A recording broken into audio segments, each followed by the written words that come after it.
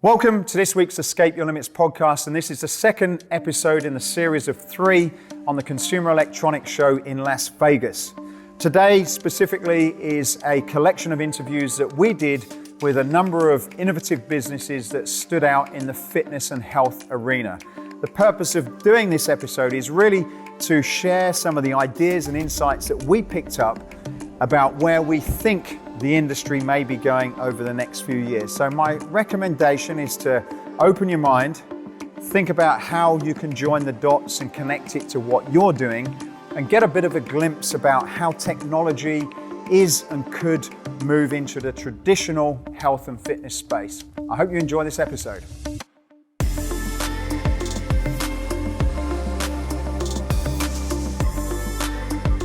So we're here with Ivy Kim and Jay Jiang. Have I got your names correct? Yeah. Olive Healthcare. Right. So you got my attention, we walked around and I saw this very interesting device. Tell me about what you guys are doing. Yes, it's a FDA-listed medical device for measuring belly fat. Okay. So just scan 2 parts of my stomach, 3 seconds each, and the data is going to be linked with an application where I get to see my belly fat percentage, how much is my subcutaneous fat versus my visceral fat. Yep. And at the end, it will give me recommendations on how to exercise and what kind of foods to eat. So the technology you're using, it was a long word I've never heard before. It's something to do with light. Tell me. It's near infrared based technology. Okay. Where the lights will be shown through different materials in my tissues, which will go through water and fat, and it will have different scattering effects. So we measure that scattering effect to see how much fat we have on our bellies. Okay. So tell me a bit about your founder. He was originally in this field previously. Is that correct? Yeah, he's a physicist. So he majors in physics for his bachelor's, master's, and PhD, and he studied in Colorado.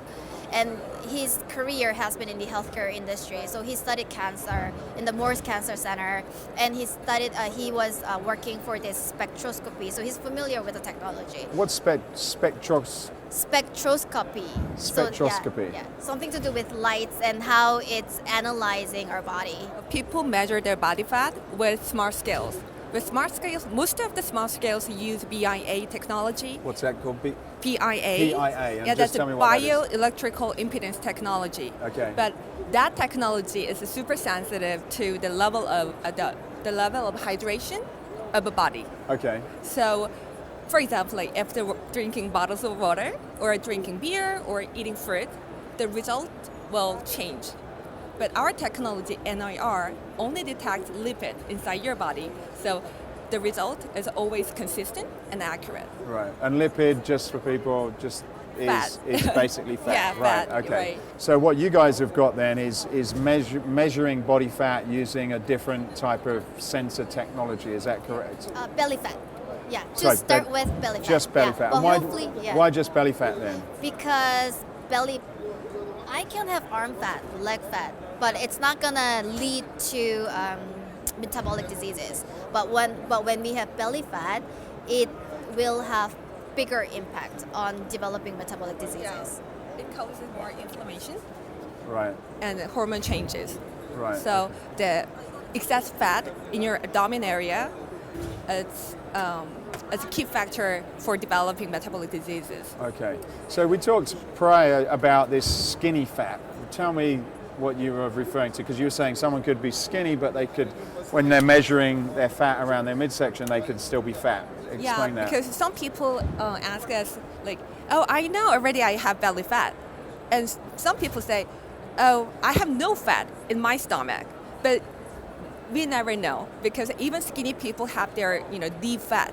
Deep fat. Yeah, so Right. It's deep inside our body, so people don't know they have it or not, but it's very important to prevent metabolic disease.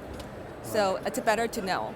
And Bello will help people to be aware of it and then prevent their, Okay. chronic diseases. So it's not just it's not just looking at yourself externally and saying, Yeah. well, I look okay. You're actually sort of getting an understanding of their health by looking at the deep fat. Yeah. Is that correct? Right. And feeling healthy is more important than, looking healthy by others. Right, okay. So what are you doing with a lot of the data that you're collecting then from these types of devices, and how were you using that? So it's, I was talking to my colleague, it's like, okay, so I look at it, I scan myself, and I'm fat. Damn, that's not good. So what do people do then? So we provide this Bello score, which incorporates our fat percentage together with our other biomarkers, such as age, and also looking at our habits. How much do we exercise? What do we eat? And we put all of that into a comprehensive score. Yeah. So to improve this score, we want to encourage the users to do daily exercises, to control our diets, and hopefully we can engage users like that. Right. So do you see this something, say for example, if I was a personal trainer, do you see you being able to work with a trainer by getting the information from this device then, would you say? Yeah, I think it's interesting for the trainer to try this on their members to increase the awareness of their belly fat and how that could impact their overall health. Right. And trainer could add more value by recommending exercise that's right for their belly or right for their body type. Yeah.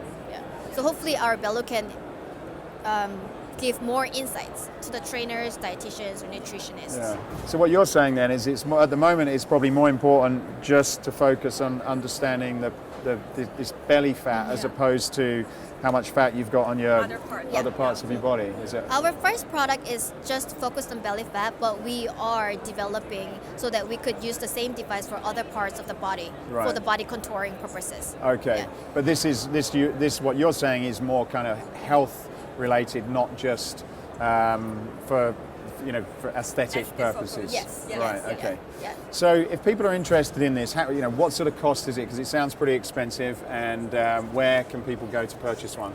Yeah, the original price is $379, but we just launched our product in Indiegogo like 2 days ago. Okay. So we're doing launch promotion, Right. and you will get Bello at 50% off price. So Right. that's $189 now. $189. Yeah. And what's the website that you can go if you want to purchase it? Indiegogo, one of the biggest crowdfunding platforms. Indiegogo. Yeah. Fantastic. Well, it Yeah. sounds like I've learned a lot, certainly, about belly fat and also how to measure it. So I think you've got a great idea. Thanks for your time, and I wish you a lot of success. Thank you so much. Thank you.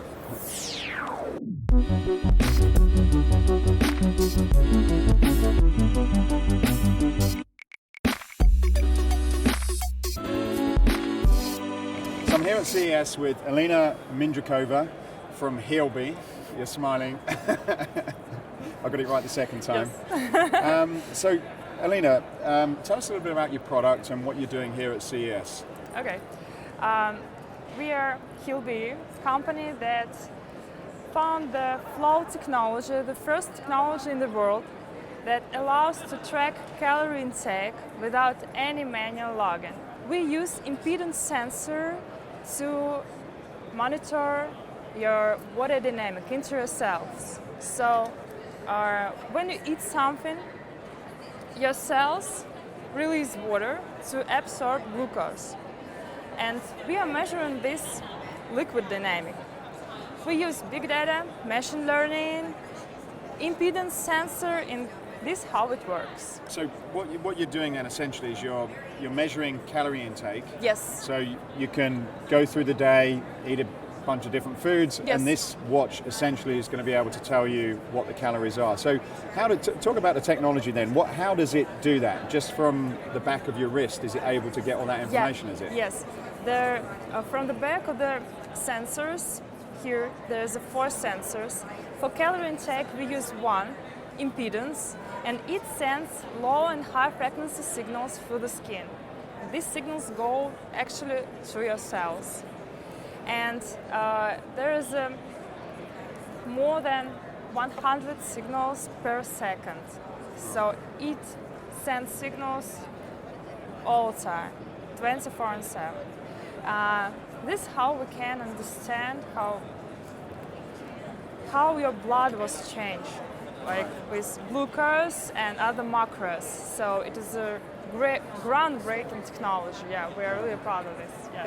It sounds too good to be true that you could just get that much information from the back of your wrist. Is there any research on the accuracy of there is? Yeah, last year we got the research with UC Davis, California, and we had proven result for up to 90% of accuracy. Is the unique part of it some special sensors that have only just been developed? Is it in the sensors, or is it in some kind of algorithm that allows you to take the data that you're getting and present this as information to the user? What's the unique part about this then, would you say? We use 4 sensors, not 1, not 2, actually 4, and it is the impedance for calorie intake and hydration level, piezometric sensor and optic sensor for heart rate, GSR sensor, it is galvanic skin response for emotional tension and stress level, and what I forget to say, accelerometer, accelerometer for movements and your activity. And we have great algorithms that use machine learning and big data that allows to improve algorithms and calculations day by day. The more data we have, for me as a customer, as for user, and more for other users, every minute we are comparing it and make our algorithms better. Right. So, how do you see the future for this company? Is it a case of building it and then you'll start seeing this on Apple when you sell the technology to them, or what's the future plans for this? Because it sounds pretty interesting, and I guess it's just, if you've already got an Apple Watch or another one, you kind of going to have 2 to get that information. How do you see that playing out? I think our plan is to be better than Apple and just to rule the world. Why not? Yeah. If people are interested in getting this, where are you distributing or selling the products? What countries and we retail? ship it worldwide. Okay. Yeah. And do you go to your website, or is it available for Amazon or something like that? Yes, we are on Amazon. We have our website, Hilby.com. We have some local stores, but not in the US. We have distributors in China, Japan, Europe, Russia, and shipping worldwide. So we are. So you pretty much get anywhere. Yeah. Okay. Alina, thank you very much for your time. Got an Thank you interesting too. product, and I look forward to seeing you take too. on Apple. Thank you very much. Thank you very much.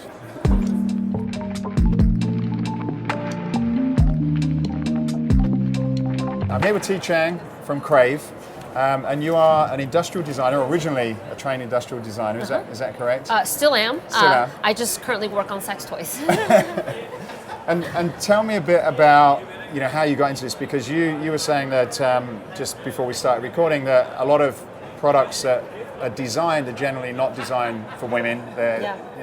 Just tell me a little bit about it is something that, to be perfectly frank, the world was not designed for women. It's actually designed for white cis male, okay? And I actually have data, though. I have data. There's a British author named Christina Perez. She wrote a book called Invisible Woman, okay? And Roman Mars actually interviewed her for his 99% Invisible podcast, which I'm sure you've heard of. And basically she tells the story of basically how it's not out of malintention, but basically women, the needs of women, which is simply were not considered. This goes for anything from medicine to seatbelts, to even, she gave a really great example of snow plowing in Sweden. So anyway, you should read her book, but she actually gives data as to why the world is not really optimized for women. And as an industrial designer, once I started working, I realized I was so rare in my field, because only like 20% of the professional industrial design association, are women. Right. So if you think about that and take it to, looking around at everything around us, from the table to the seat, these things, most products are designed by teams of men. Right. Who may have asked women sometimes, okay? And that includes also products that are for women, female experience, such as breast pumps. If you ask, I don't know if you have kids, but any woman who's ever breastfed, okay, and they've used breast pumps will tell you what a hideous experience it was, because you just feel like a freaking cow, because, for men, I think, when you have teams of men designing products for women, basically, long way of saying it's just not optimized. Right. Okay, and so for me as a designer, I made it upon my personal goals to help improve that. I wanted to improve products for women. And in 2008, I kind of looked around after I graduated from Royal College. I was like, how can I make things better? And I remember I was going to a sex toy shop to buy a product for myself. I mean, it wasn't my first time. It was just, it was just happened to be there. And then when I started looking around at all the products around me, I was like, holy crap, this is, well, obviously it's a lot of crap around me, but it is like a light bulb moment when I realized this was a big opportunity, and this is an experience that's so personal to so many women, but yet the products available are just so shit, for lack of a better word. And so that's when I decided to start my company and work on products for women for pleasure. So in terms of CES, we talked off camera, but previously you weren't allowed to exhibit here, is that correct? That's correct. So tell me about that story and what happened last year that kind of allowed you to be able to do this? So we actually tried to, CES is the largest consumer electronics show in the world. I mean, it is massive and is obviously very mainstream. For us as a brand, we wanted to come here in 2016. We applied, we were promptly shut down and just completely rejected because they said that there is no category for this. It is immoral, obscene, or I don't know the exact word, but they just did not think this was appropriate. We buggered off and did not think much of it. And then last year, a company called Laura DiCarlo, who I know, the founder, Laura Haddock, she had a product that she applied for the CES Innovation Showcase, which is around the corner. And it actually won an award from CES. And then CES suddenly, I don't know, maybe there was a disconnect, but they were just like, oh, no, never mind. We cannot have you win this award. And they took back the award. That's what happened. And so, I mean, it's just so ridiculous because they said that her product is profane or immoral. Seriously, that's what they told her. And so obviously it wasn't right. And so they made a big deal out of it, really embarrassed CES publicly. The media picked up on it. I mean, it was just everywhere.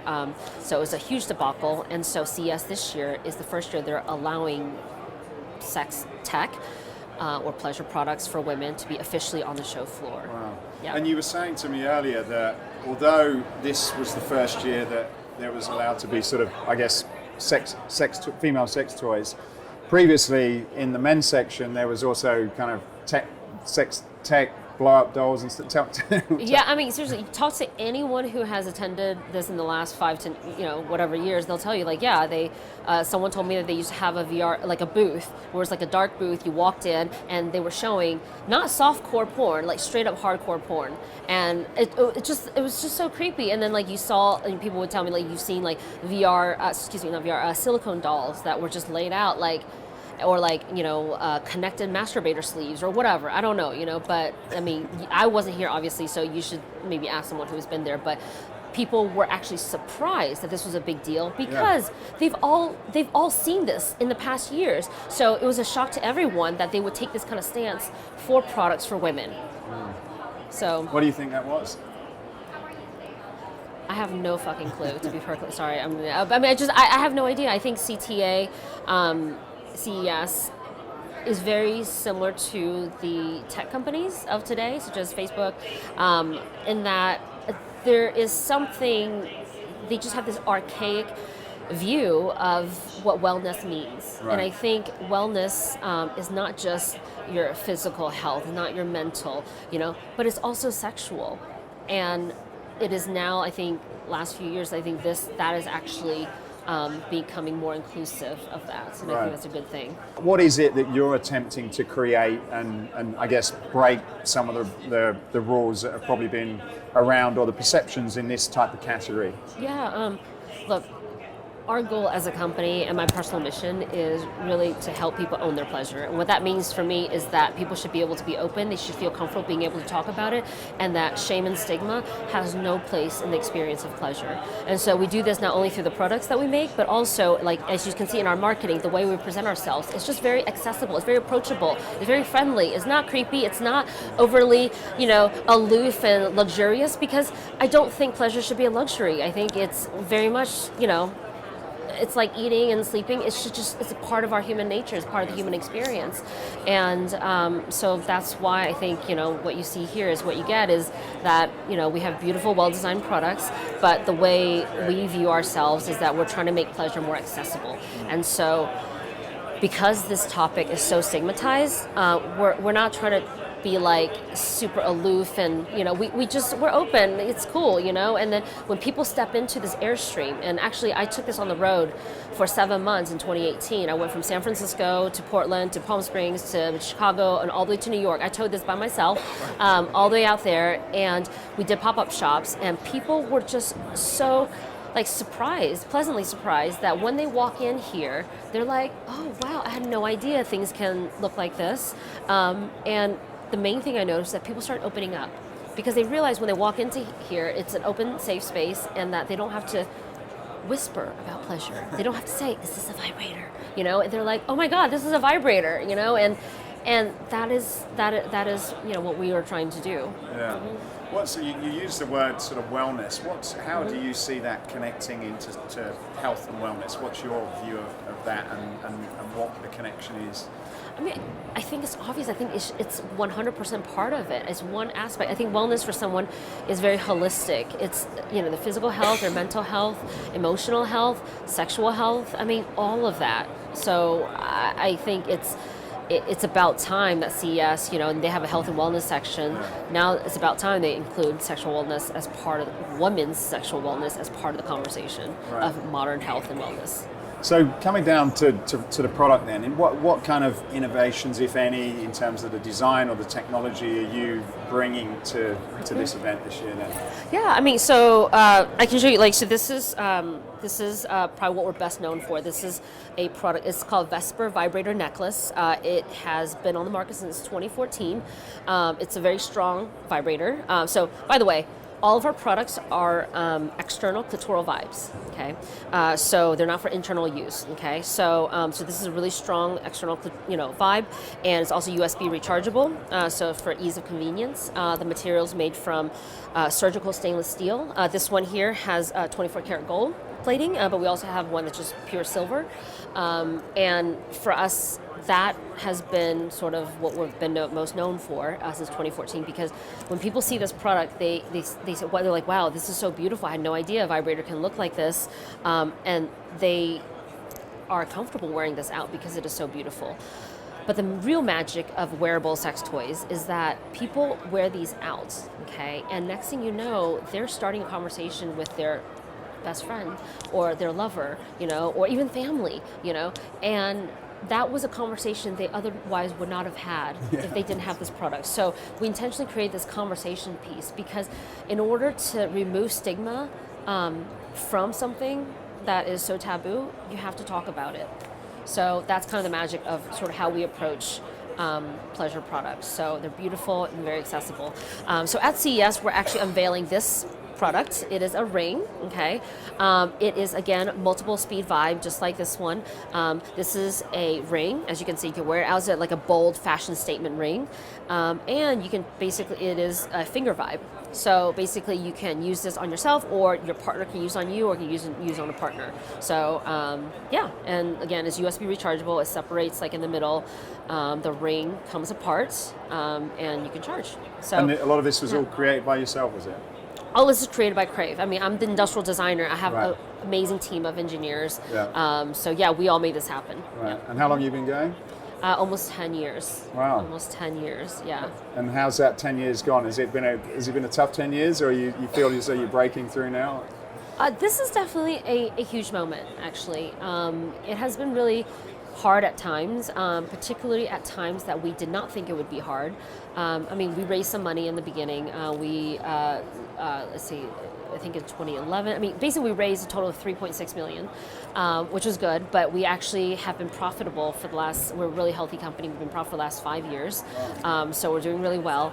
But the raising money part was so easy for us. That was the part we thought would be really, really hard. Me and my co-founder, we thought it was like, well, I don't know. This is, San Francisco, Silicon Valley. People, I don't know how they will feel about, sexual wellness. But that was the easy part. The hard part was like when we want to advertise. Because after all this time, we're like, okay, we want to tell people about our great products. So we want to advertise on, modern places like Instagram, Facebook, Twitter. All of that is off limits to us. We cannot boost ad, we cannot sponsor a post, we cannot advertise in any shape, way, or form on any of the modern platforms. So that's been a real bummer because that's where people are advertising and reaching their audience, and that is not available for us. So for us, even though we're healthy and we're growing, but I think it's just a lot slower than it could be.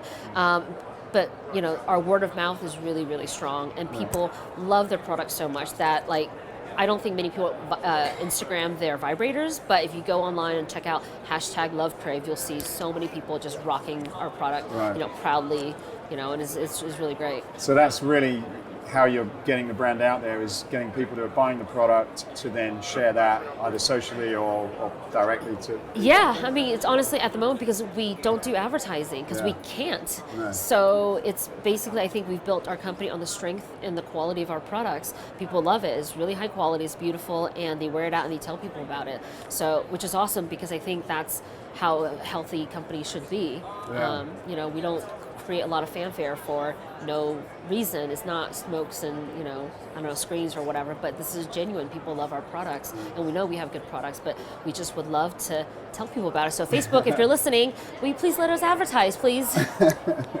Well, podcasts at the moment I think are fine, so maybe that's a good opportunity. So maybe, where can people find you? What's your website? Our website is lovecrave.com. Okay, absolutely fantastic, and Awesome. great, lovely story, and I'm sure you do really, really well. You've got everything it takes, I believe. So lovely to meet you, team. Thank you so much. Thank you, Matthew. Thank you.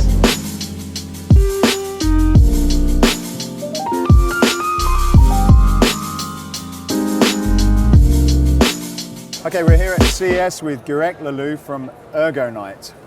Thanks for inviting us onto your booth. Well, thank you for coming. Welcome to the Ergonite booth.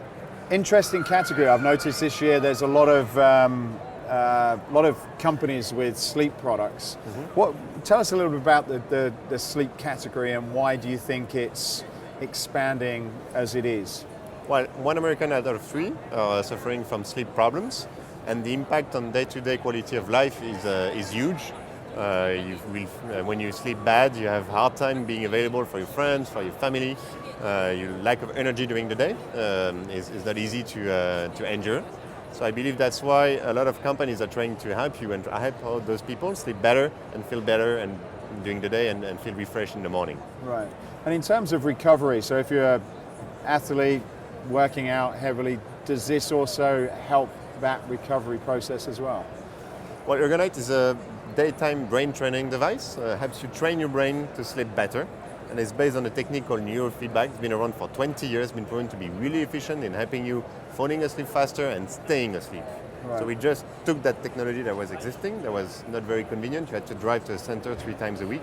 And we turned it into a very simple and convenient home device so that everyone can have access to the technology and train their brains to sleep better. Right. So tell us a bit about the technology. How was it developed? What was it developed for? And how did you tap into that previously before this device then? Well, the ErgoTech, we are a company, we belong to a group that is named called Ergo.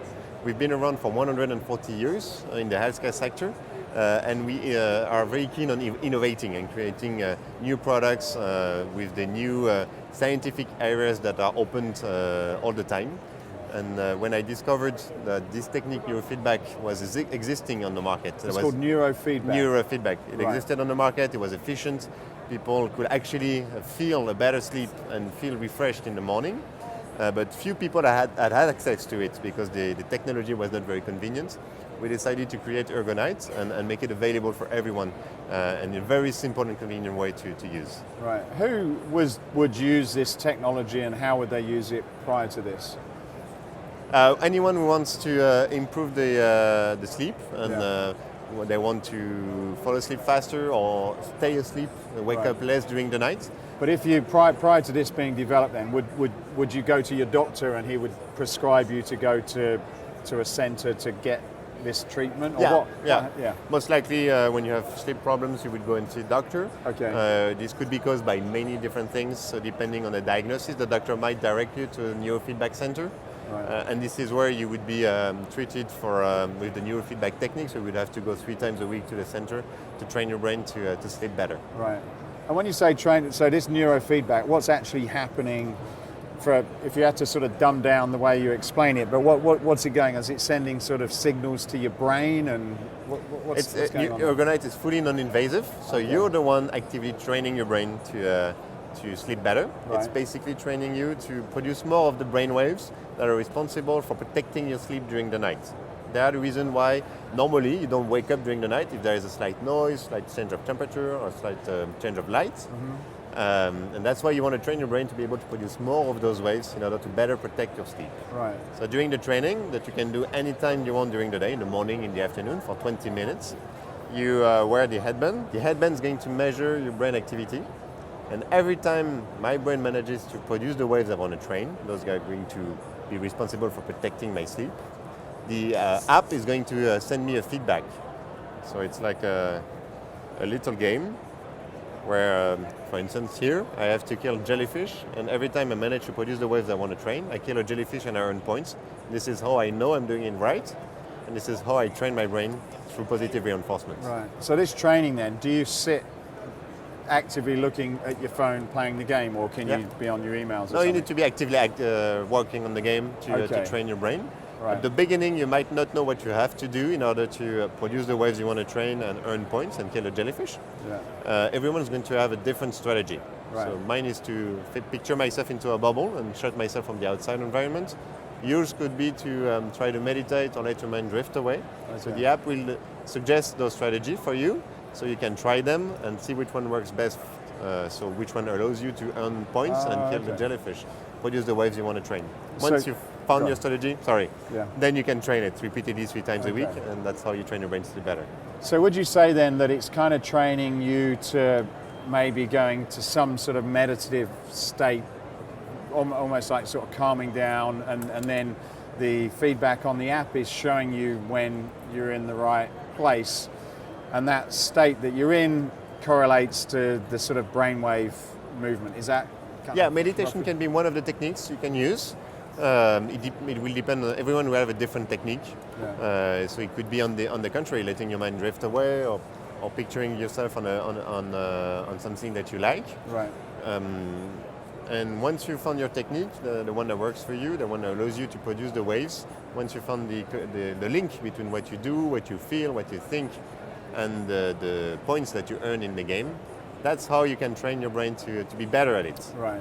Okay. So it's really it's kind of a measuring device, isn't it? So it's not It's a feedback device. Basically, it's Ergonite is catching when you manage to produce the waves you want to train.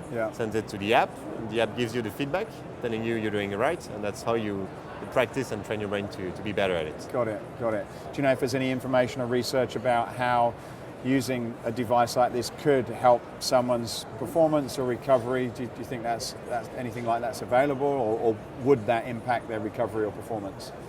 Well, all the studies that have been published on neurofeedback about sleep show that you can reduce by 40% the time you need to go to sleep, and reduce by half the time you wake up during the night. Really? Wow. Okay. So and there's different stages of sleep. Is that correct as well? Does this sort of help you through those different stages at all? Do you know? Sorry. Neurofeedback and Ergonite is really helping you produce the waves that protect your sleep. Okay. Basically, that waves responsible for shutting your brain off during the night, so that you don't respond to external stimuli like noise or light or temperature. Right. So they will helping you fall asleep faster and stay asleep during the night. We're based in Paris, in France. Ergonite is actually manufactured in France as well. It will be available in the US in June at $500 on our website, ergonite.com. Right, okay. And are you selling it through anywhere else like Amazon or anything? Or It would most probably be available on Amazon as well. Perfect. Okay, well, thanks. I'd love to get my hands on one of these and give it a go and see if it can help me sleep better. So I will be glad to help you. Thank you very much. Thank you. Thanks. Cheers.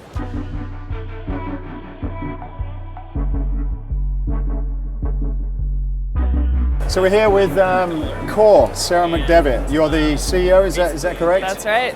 Tell us about Core.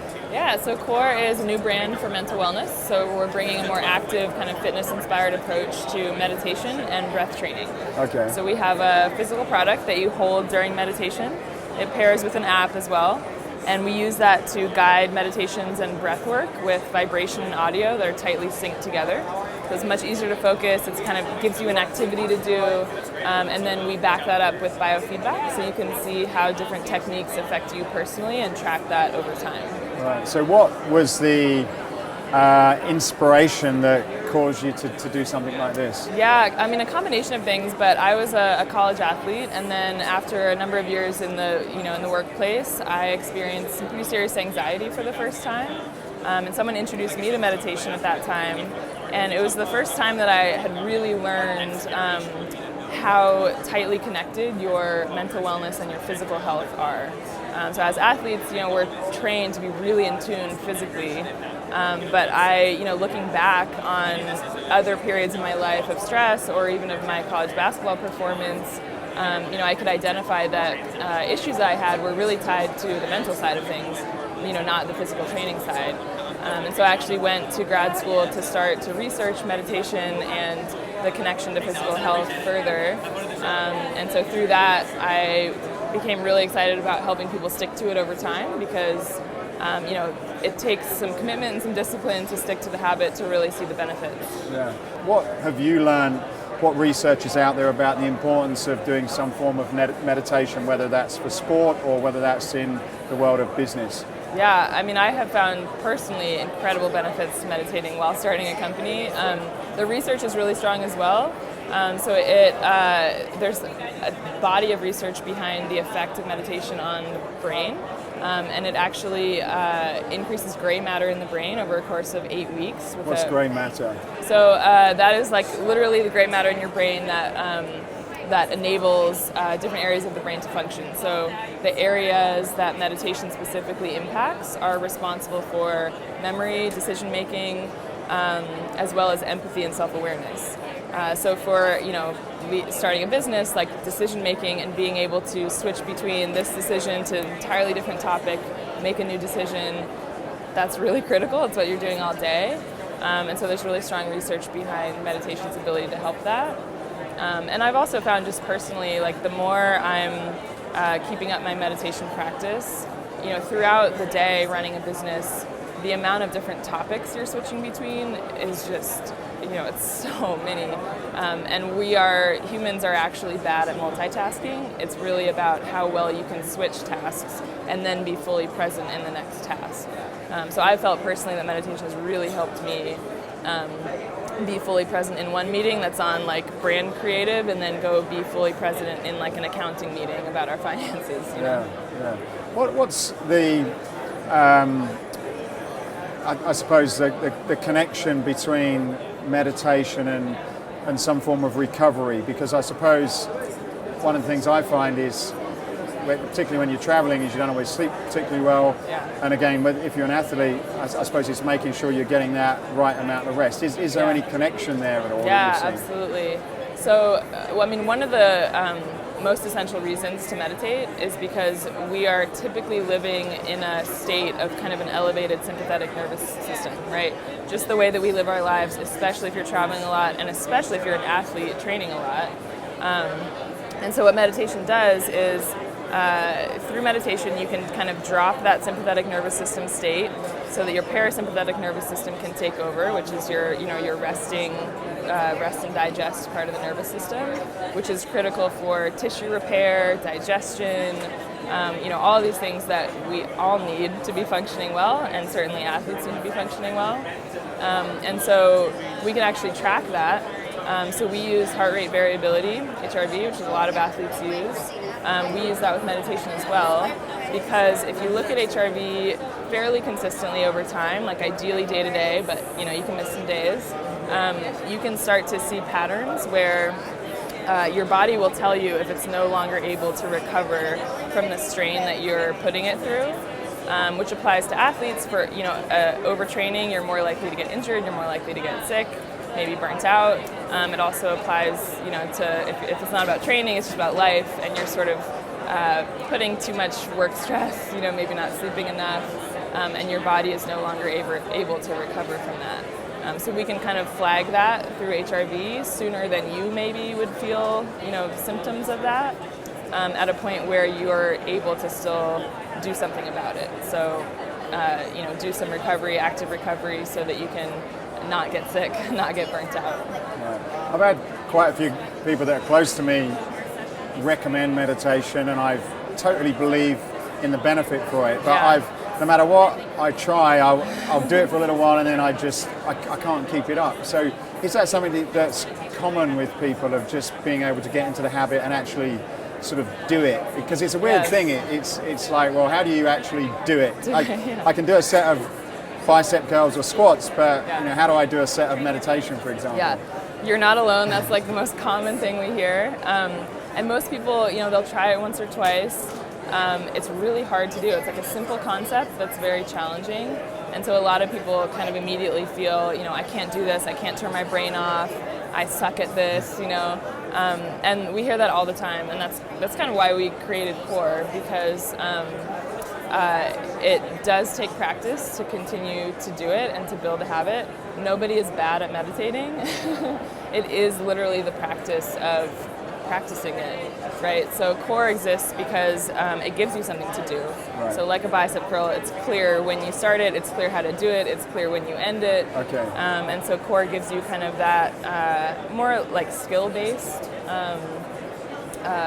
method of learning how to meditate. Right. And so we do that through the vibrations.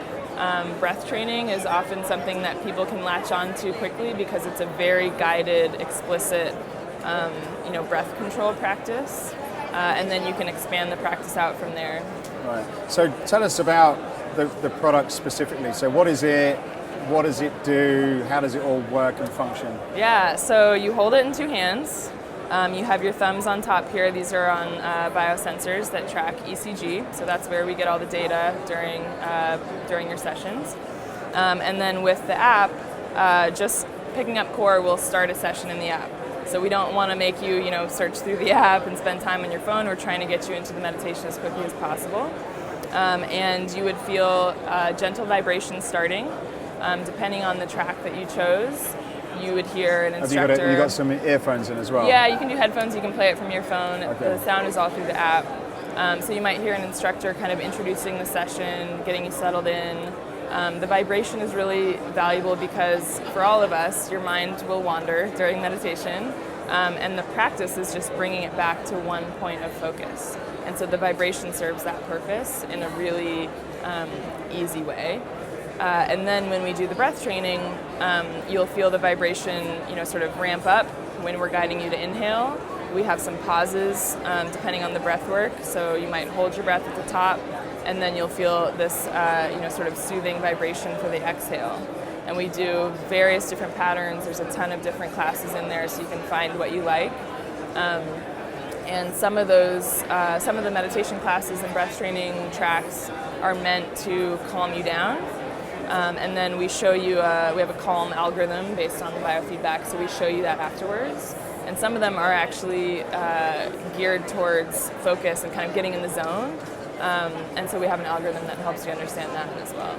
How did you connect the device and vibration with meditation? Was there some science out there that you saw and you adapted, or was it an idea that you came up with? And is that proven to scientifically work, or what? Right. Tell us about that story, because I'm sure people will say, well, is it a bit of a gimmick? Right. Yeah, so ancient meditation practices is one area to look at for inspiration, right? So there has always been a mode of meditating that has you focus on a physical object, whether that's mala beads that people kind of rotate through their fingers. There are a number of different external object types of meditation. And so sort of pulling from that and then bringing in technology that kind of came together into this new idea to help people stick with it. Right. What's the, in terms of the app side of things, what's the link between, or is there a link between the data that you're getting from the app and for the users, and are you able to use that to improve the product or to create better information? So is there any sort of AI built into to that, that system that you've got? So the algorithms that we use with the biofeedback are, on the one hand, to give you as the user better awareness of your mind-body connection, but then on our side, we get to know you better over time and develop our machine learning algorithms so that we can provide you with better recommendations. So for example, we can look at your patterns over time, and then say you pick up core at night, and we know which types of techniques work best for you to calm you down, then we can deliver those classes and those tracks to you at that point. Right. Or you pick it up in the morning, or you tell us that you're looking for energy and focus, and we can look at what has worked for you before, and then deliver that content to you. And as a company then, are you able to use all of that data to do anything further? And if so, what's your thoughts about where you could take that? Yeah, so I think there's a huge opportunity right now in mental wellness to be able to base mental wellness on objective data. So we obviously, that is what drives physical fitness, the ability to track and measure everything objectively. We're sort of just at the beginning of that with mental wellness. So given the breadth of data that we can analyze from our users, we believe we can be sort of at the forefront of developing the ability to understand people's mental state from objective data, and then also what types of interventions or what types of techniques actually change that mental state in the way that people want. So yeah, that's a giant opportunity right now. We're just at the beginning of it, but that's where kind of the innovation opportunity is for us on the software side. Yeah. And in terms of the category or the space that you play in, is that what you call it?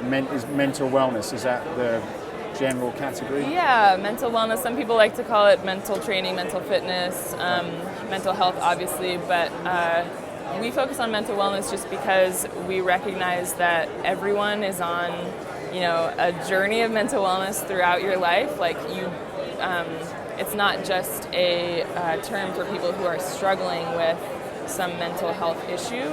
It's for all of us. We all have goals that we're trying to achieve. You have days where you feel, not great. You have days where you feel on top of your game, or you have months or years, depending on those fluctuations. And so I think it's important, and our brand is trying to really lead that recognition that working on your mental wellness is for everyone. It's a strong, powerful thing to do, just like working on your physical fitness. Yeah. I've seen at the top there, you've got some awards. Tell us a little bit about the award that you've won and what that means to your company. Yeah, so we came here to CES with the CES Innovation Award, which we knew beforehand, which was awesome. But then while we were here, we got the Time Magazine Best 25 of CES, which is of all of CES, like Samsung products, BMW products, so not just with startups. That was amazing. And then we also got a Good Housekeeping editor's pick of all of CES as well. So that's been a really exciting week. So if people want to find more out about Core, or if they want to actually go ahead and buy one, where can they search things out? Where can they find more about you guys? Yeah, we're for sale at hellocore.com, Core. Our own website. And we're shipping out to customers, so go check us out. Yeah. Are you doing anything via people like Amazon or any other retailers? Not yet. Okay. We're just through our website right now. Also, if you're in the Bay Area, we have a meditation studio in San Francisco that's opening this month. So we bring people together for group classes with an instructor. Everyone's holding core, it's all synced together. So it's a really cool experience, and then we record those classes and put them in the app for people at home. Oh, really? Yeah. So it's kind of like a boutique meditation experience, isn't it? Exactly. So are you the first people to do that? Because I've heard people talking about the idea, but I don't think I've ever seen a physical one. So are you the first speaker in that area? I believe we're the first to combine kind of a real studio experience with this kind of physical way, more immersive way to meditate. And then with the biofeedback, certainly nobody's doing the full package like that. No. Do you foresee in the future that you could have like fitness spaces with a studio, not a meditation studio on the side or something like that? Yeah, I love it. It's actually one of the most effective times to meditate is after a workout, because what you're doing is practicing faster recovery. So after a workout, your sympathetic nervous system is very elevated for good reason, like you've just worked out. And then as you practice meditation, you're practicing lowering that down. And so the more you do it, the faster and faster your body gets at recovering from a sympathetic nervous system, elevated state. So we could definitely see, core stations, kind of core meditation stations, living in gyms, living in fitness facilities. That would be really effective. Yeah, that sounds fantastic. Well, thank you so much. It's been very, very interesting. It's certainly something I think it's given me a reason to try meditation again, Yes. having a physical thing that I can use. Just out of interest, how long do you need to do that for before you get some sort of results? Yeah, it's different for everyone. I wish you could, have an exact answer to that, but we recommend trying to get 10 minutes a day, but we also have tracks at, 3 minutes and up to open-ended meditations. And honestly, even the research isn't exactly sure how much you need, because it's kind of like every bit helps. Right. So the more you can do, the better. Yeah. Sarah, thank you so much, and Thank you. best wishes in the future. Appreciate it.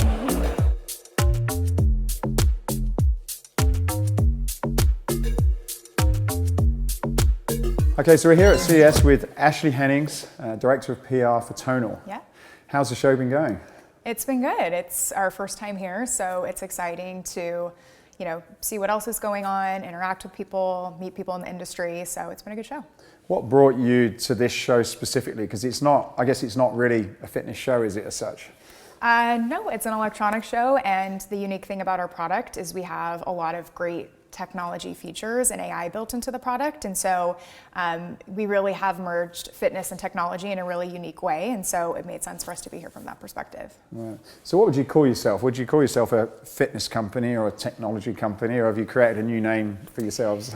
Well, I think we're a little bit of both. We like to call ourselves the world's most intelligent gym and personal trainer, and that's because we've been able to pack an entire room of strength training equipment into one machine by using digital weights, which is the first of its kind. So we've been able to sort of revolutionize the way people do strength training because of introducing technology. Right. And what was the original reason that you created this? Because you told me yesterday your founder isn't from the fitness space, he's more of a technology geek, I'll use that word.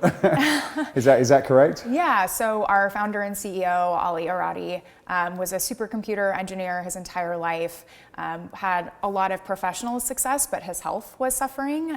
He was pre-diabetic, he was overweight, and he ultimately made the decision to quit his job and really focus on his health for a year. So he did what most people do. He did a little bit of cardio, he started eating better and lost a little bit of weight, but then of course plateaued. And so he noticed that all the very fit people were in the weight room and started strength training and ended up losing 70 pounds and completely changing his health. And so as he was getting ready to go back to a work and having a job and a career and kids and all the things that prevent people from getting to the gym, he wanted to create a way where he could have the same benefits of strength training at home. And so he figured out how to combine electricity and magnets to create this digital weight system, and spent 3.5 years in product development, creating the product before we launched it. So what are some of the key things or unique things that he wanted to build into this as a product that probably wasn't already available in the market? Yeah, so I think one of the benefits of the product is it really takes a lot of the guesswork out of it for you. So a huge advantage of the AI is through a strength test and assessment, we're able to determine exactly how much weight you personally need to be lifting for every single move that you do on the machine. So I never have to say, how much weight should I be doing for a bench press? Tonal knows that information about me and will constantly adjust as I get stronger, or if I'm struggling, we can adjust the weight to be less. So that's one of the really amazing benefits. The other thing is our expert-led coaching and programming. So, you can do one-off workouts, but a lot of our members do 3 to 4 week long programs. It tells you exactly how many days each week to work out. You never have to think about which day should I do arms or legs. And meanwhile, in the background, the AI is working as well. So the pacing is personalized. We're adjusting the weights for you in real time and assigning the weights. So it takes a lot of the intimidation factor, particularly if you're newer to weightlifting, and it takes all the guesswork out of it for you as well. Right.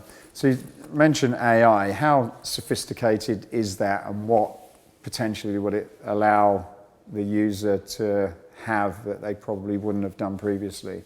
Yeah, so I think even us being able to assign the weights themselves is a huge thing, and as you're getting stronger, we're gonna gradually increase it for you. So we're always monitoring every workout that you do. We're taking in tons of different inputs for how quickly you worked out, how long you worked out, did your strength improve, how long has it been since the last time you worked out, and on top of that, our algorithm is also getting smarter as the entire tonal pool of users is getting smarter as well.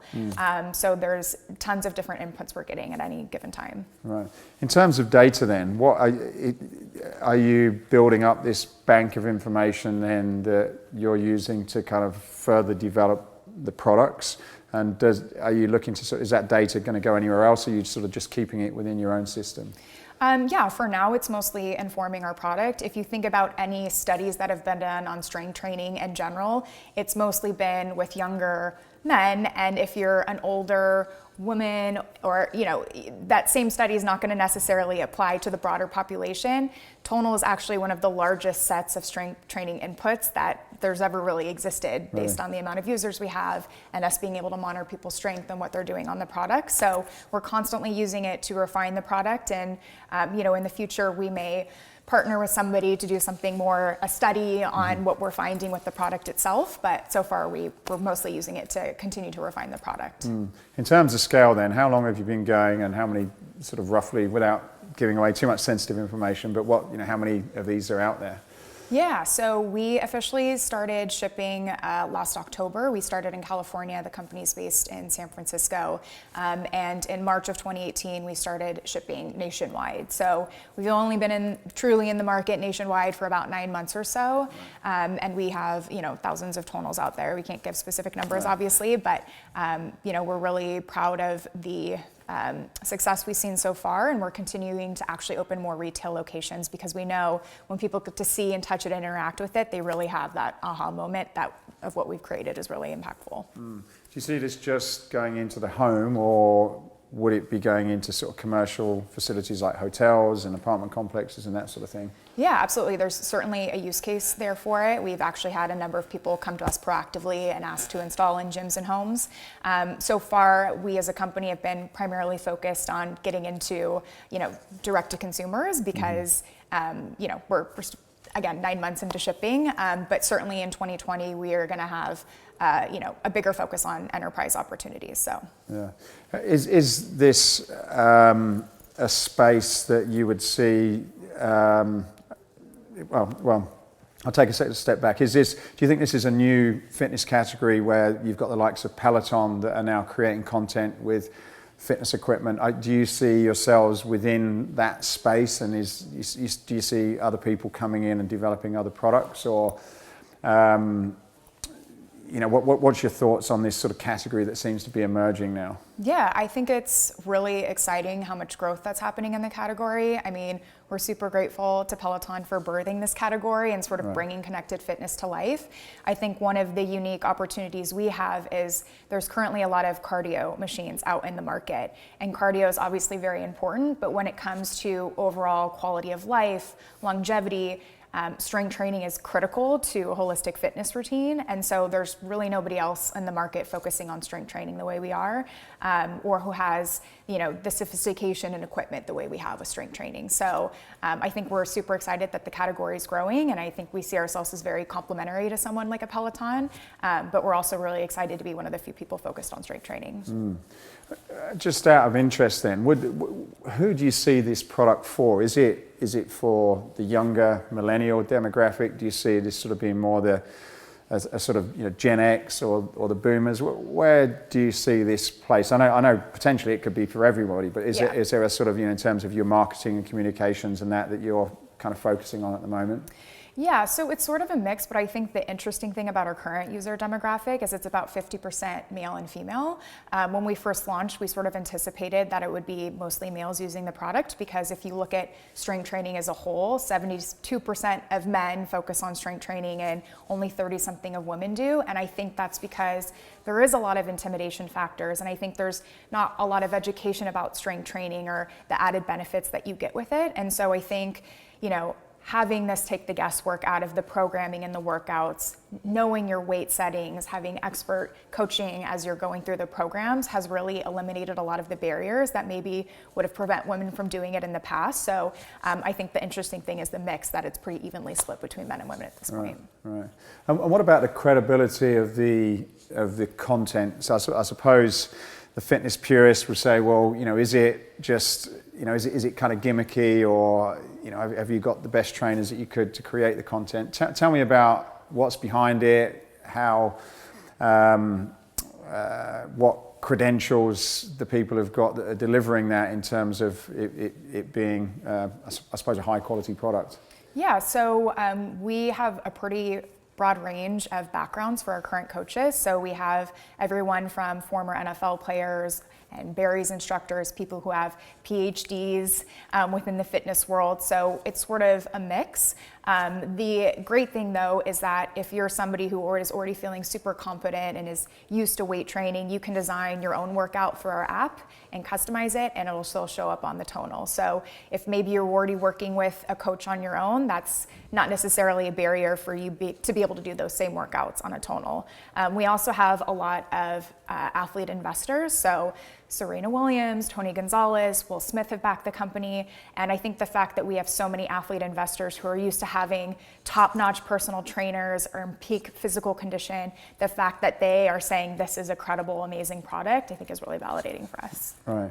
And in terms of being able to develop something like this, would you say that because of what's happening in terms of the technology and the sensors that are in the market? So, for example, I've been downstairs and the capability within some of these small sensors is just amazing. And I guess this wasn't probably possible 5 or 6 years ago. Do you think that where technology is today has allowed you guys to do something that you probably wouldn't have been able to do before? Yes and no. I think the core concept of how we were able to create digital weights is not necessarily new. Like electricity and magnets is not a new concept, but I think perhaps a lot of the AI and the way we, our software stack and the way it's incorporated through the software is probably, with advances today, it's probably allowed us to do more things. But at the core of how we've created digital weights, it's something that our CEO was able to just sit there and be like, if electricity powers a car, certainly I should be able to apply this to, the same concept with weights. And I think he was also in a gym looking at, spin bikes and treadmills at least have some sort of digital component to them, whereas, weight training machines in the gym are just huge clunks of metal that are analog and have no advancements at all. And so I think it was just also, time for disruption in that category.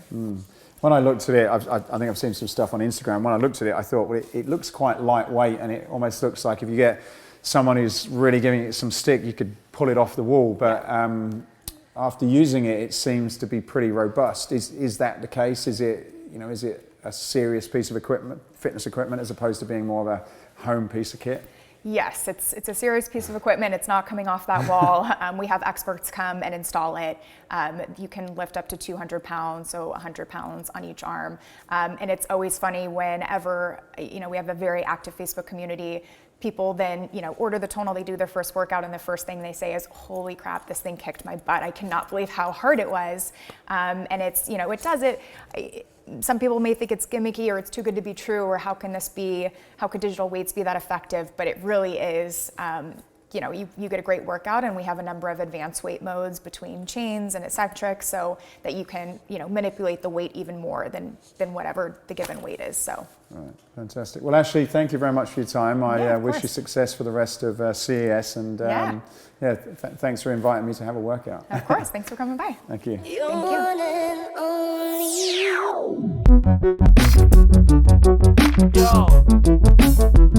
I just really hope that you've got as much value out of this sort of virtual experience of what we have from coming here. And I would definitely recommend for next year, for probably 2021, if you've got the opportunity to come along here and just to check it out, because it certainly put my thinking and my recommendations to myself and the people that work in my business has definitely put me in a very, very different space to what I was when I came here. So hope you enjoy this episode, and please let me know what you think. Thanks very much for listening. Hey, I hope you enjoyed this podcast. If you did, then please go over to iTunes and subscribe to the Escape Your Limits podcast. Leave a review, leave a comment. It really would help us a lot to continue to keep these going.